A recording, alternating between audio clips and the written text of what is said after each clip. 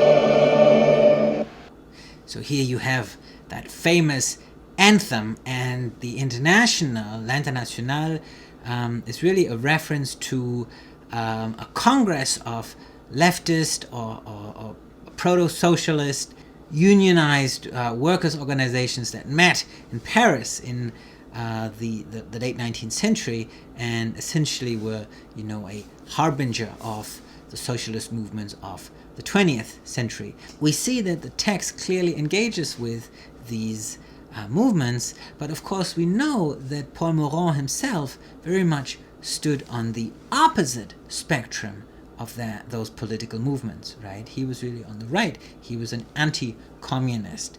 We know of his own political preferences, right? So it's interesting to look at how he depicts these socialist movements and how he engages with that throughout the story. Now, the woman tells us early on that she used to be the companion of Esteban Puig, a Catalan liberal assassinated.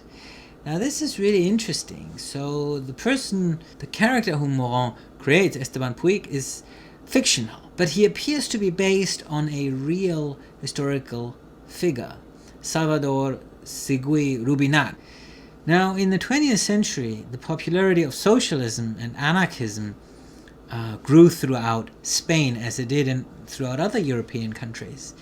And heavily industrialized Catalonia, of which Barcelona is the capital, was a stronghold of the anarcho-syndicalist trade unions that frequently organized strikes and protests against workers' exploitation, but also against military conscription for Spain's wars in Morocco, referred to as Rif Wars. And interestingly, the story makes reference to that as well. See if you can find those references.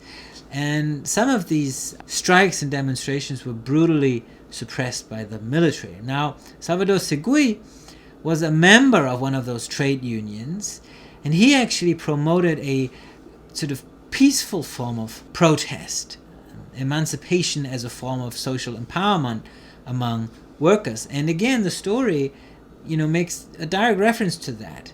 Here's a quote: "It will be that way, hombre, every time someone tries to waken the conscience of a pleb wallowing for centuries," that Remedios pronounced the B, V, and lisped over the centuries, "in monarchical ignorance and in barbarism. Esteban knew that violence was no use after the outrages of 1905, and he explained to me that one must work for further ahead, We work for results in 30 years or in 50 years, he used to say. But as soon as he published his plans, they suppressed him.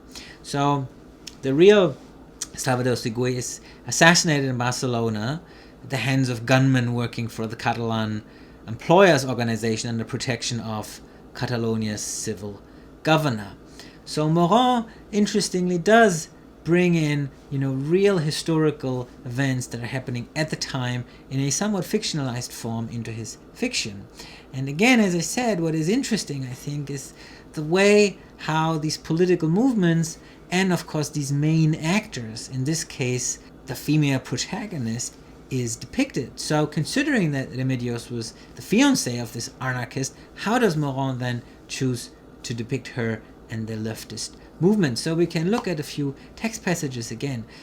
So he describes her as she was exquisite, thus ardent, strong. At rest she seemed disunited, precious, inept, almost ridiculous. To think in capital letters, to be carried to extremes became her, even though after having sentimentalized one was amiably ready to punish oneself by regarding her as a role from some Spanish tragic comedy. Remedios, said one guest in Rising, is a purely domestic eclogue, a siren in the waters of Marxism. I think she will end in the violence of a period, bloody in spite of her. She will marry a retired toreador for his figure and keep a hotel in Algeciras. She will go on a lecture tour in the Argentine if she doesn't end in the cinema. Femme de lettres? No, I believe she is chaste. Remedios at last descended, clicking with jewelry, in a cloak of black Liberty silk, half open like a doorway, leading to an intimate and well-padded room. A grand décolleté. She was holding her key and her candlestick. A comb of carved tortoise shell surmounted her, a foot high. It poked into the roof of the carriage.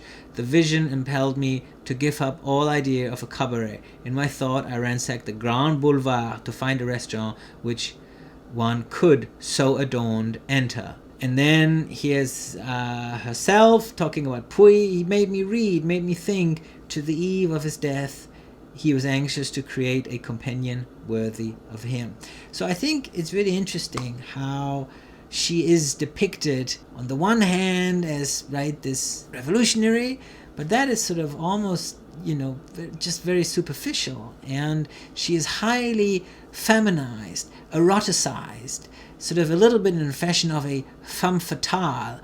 We don't really take her very seriously as a political figure, I think, and I think that's very much Morand's intention. So see what you think of that.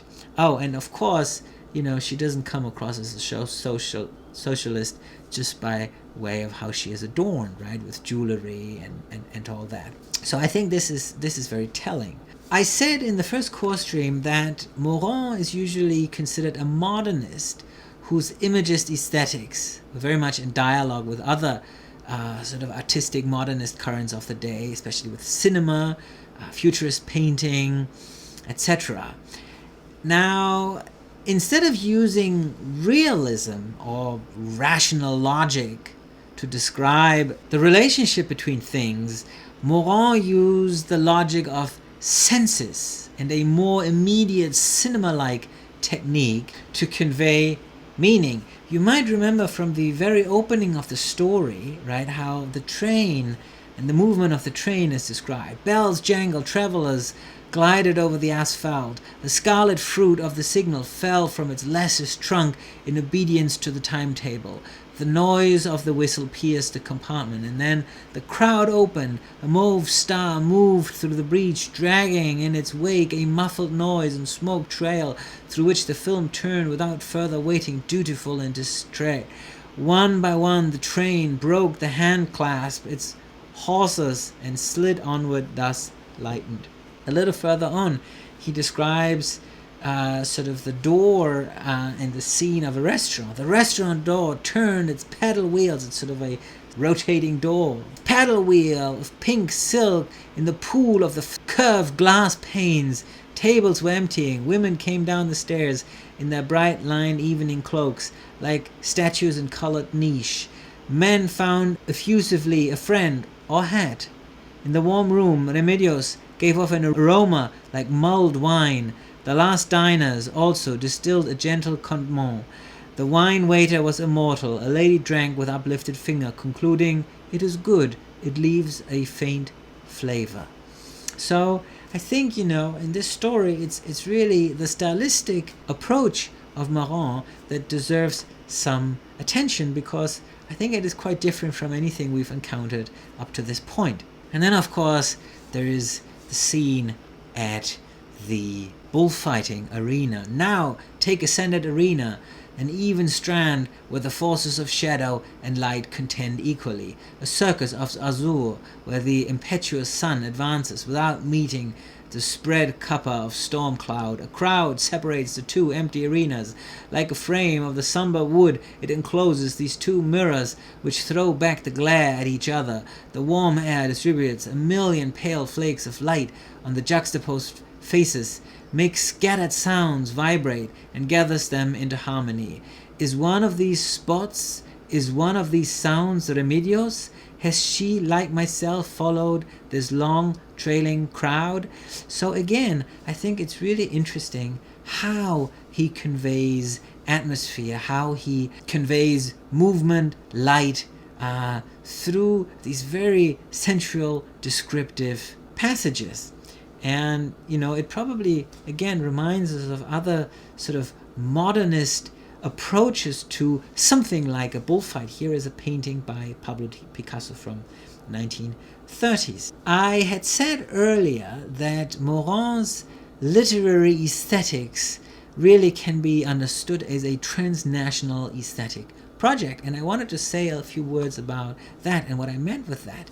Now, Paul Morand's interwar fiction tried to capture the zeitgeist, the spirit of the age, through the sensual and unmediated, ways of writing. And his work found readers and followers in a lot of places, including 1920s Tokyo and Shanghai, two East Asian metropolitan centers that also experienced rapid modernization and urbanization. Now, the Japanese Shinkankakuha, or New Perceptionist School, was a pre-World War II literary group led by writers Yokomitsu Riichi and Kawabata Yasunari, and that focused on exploring new impressions, on new perceptions in literature. Here's a quote from Yokomitsu. "The phenomenon of perception for the Shinkankakuha is, to put it briefly, the direct, intuitive sensation of a subjectivity that peels away the naturalized exterior aspects and leaps into the thing itself." And I think we really see, a stylistic similarity, an aesthetic similarity to the work of, Paul Morand that we just read. In 1924, the Japanese poet and translator Horiguchi Daigaku cited the work of the French novelist Paul Morand as a symbol of a new era, and of course acknowledged the influence of him on his and the others' works. Now, in the late 1920s, Chinese Francophile writers Liu Nao and Shi Zicun introduced their own interpretation of the neo-perceptionist or 新感觉派 in Shanghai, and wrote very similar works that also sort of try to engage with urban modernity, with speed, with music, in a similarly subjective and sensual way. Now, what is really interesting, I think, is that like Paul Morand, both Yokomitsu Riichi in Tokyo and Liu Nao in Shanghai sympathized with the fascist regimes of their respective countries. In Japan and Liu Nao with the collaborationist regimes in China, and Liu Nao was actually later assassinated. Is this a coincidence, or is there something about this fascination with speed, with certain aesthetic that brings it into the proximity of fascist aesthetics? Maybe a question for the forum. So I look forward to reading your thoughts on Paul Morand and this week's writings, and I'll see you again next week.